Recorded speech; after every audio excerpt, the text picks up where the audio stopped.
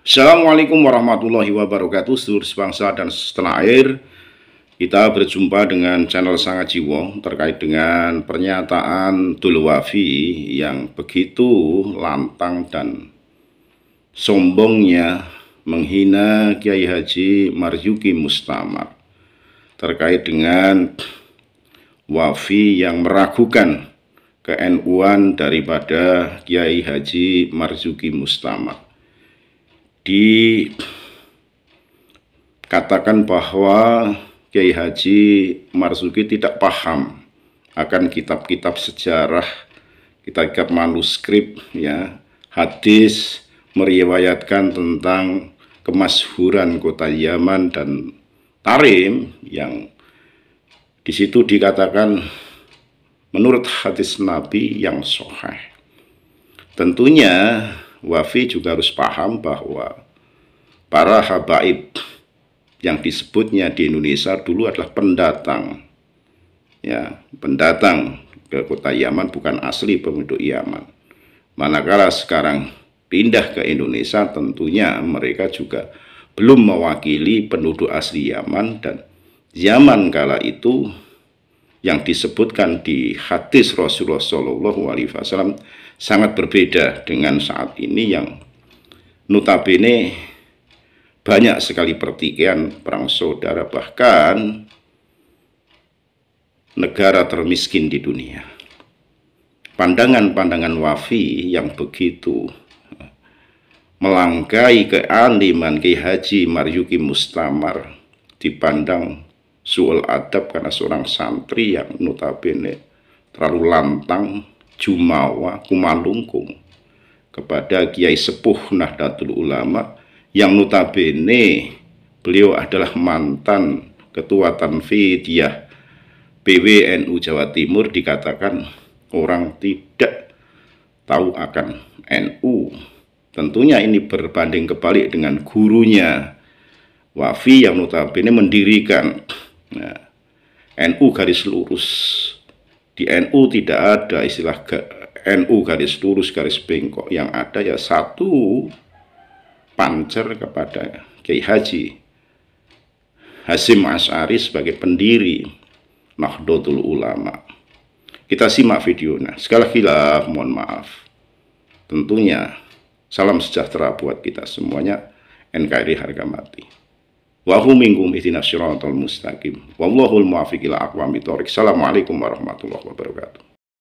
Ini Al-Fakir ingin sedikit mengkritik dan menanggapi mengenai video yang viral akhir-akhir ini dari salah seorang tokoh yang bernama Kiai Marzuki Mustamar.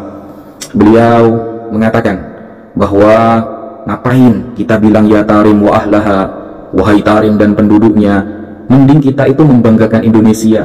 Orang yang hafal Quran di Indonesia lebih banyak, atau semacamnya, yang seolah-olah beliau itu sangat menolak kepada orang Indonesia yang memuji-muji penduduk Tarim atau Yaman.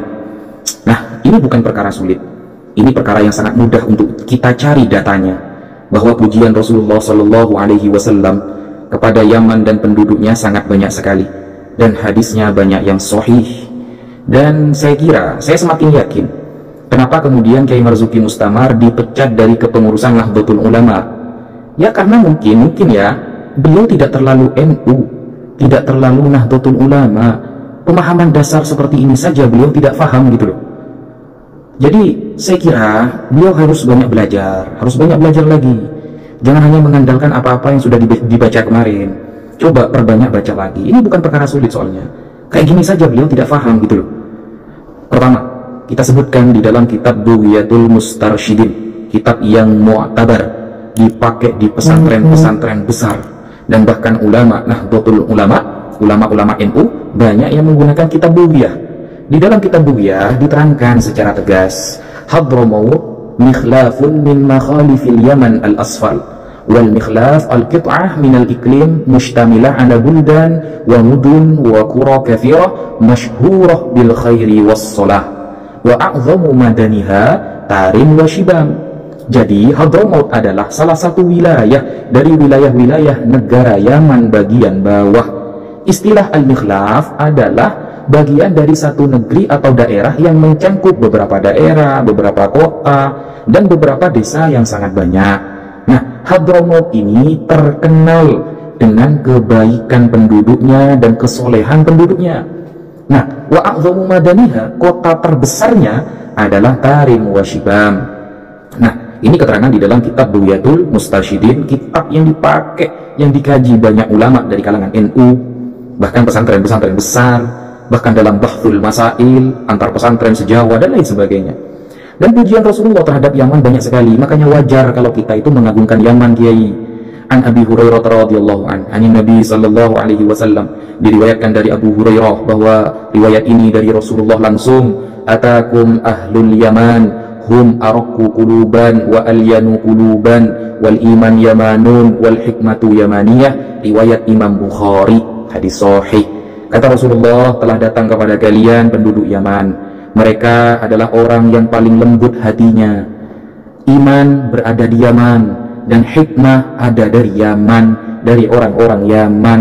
Kata siapa? Kata Rasulullah SAW di dalam hadisnya. Wajar kalau kita mengagumi orang-orang Yaman, dan bahkan hadis-hadis mengenai eskatologi, mengenai akhir zaman, Rasulullah rata-rata mengagungkan Syam dan Yaman. Sampai Rasulullah dulu mendoakan, Allahumma barik lana fi Syamina, berkahilah tanah Syam kami ya Allah, wa barik lana fi Yamanina, dan berkahilah tanah Yaman kami. Doa Rasulullah tidak akan pernah luput. Jadi kalau Rasulullah saja mendoakan kota itu, negara itu, tanah itu, dan penduduknya, maka wajar kita sebagai umat Nabi Muhammad SAW juga mengagungkannya, gitu loh. Hal seperti ini aja Kiai Marzuki Mustamar tidak paham, gitu. Bahkan rawa Abdul Razak Ani bin Juraij qala balagona anna tubba'an awwalu man kasal Ka'bah. Abdul Razak meriwayatkan dari Ibnu Juraij bahwa telah sampai riwayat kepada kami bahwa Tubba atau As'ad adalah orang yang pertama kali menutupi Ka'bah, menyelimuti, menggunakan dengan kiswah Ka'bah. Dia orang mana? Orang Yaman. Bahkan Rasulullah melarang kita untuk mencaci dia karena dia telah Islam. Nah, pujian Rasulullah kepada penduduk Yaman banyak sekali. Bahkan an Imran bin Husain, riwayat dari Imran bin Husain radhiyallahu an, ata ahlul Yaman Rasulullah sallallahu alaihi wasallam. Suatu ketika ada penduduk Yaman datang kepada Rasulullah. Faqalu, mereka berkata, ji'naka linatafaqquh fid din wa linas'alaka an awwali hadzal amr ma kana. Suatu saat penduduk Yaman datang kepada Rasulullah belajar agama kepada Nabi dan bertanya tentang awal penciptaan semua ini, tentang Allah pertama kali. Maka Rasulullah mengatakan, kana Allah wa lam yakun syai'un qablahu. Allah ada, Allah telah ada sebelum segala sesuatu ada. Wa kana arshuhu 'alal ma', dan arsy-Nya berada di atas air. Tsumma khalaqas samawati wal ard, kemudian Allah menciptakan langit-langit dan bumi. Wa kataba fi dzikri kulli syai', dan Allah mencatat di Lauh Mahfuz segala sesuatu. Hadis riwayat Imam Bukhari. Nah, ini keutamaan ahlul Yaman, penduduk Yaman, bahwa mereka itu thalabul ilmi kepada Rasulullah, mencari ilmu. Makanya ada riwayat yang mengatakan al-fiqhu bil Yaman, fikih itu di Yaman. Maksudnya fikih apa? Orang-orang yang memahami kemudian Islam secara menyeluruh rata-rata ada di Yaman. Hadisnya ada itu.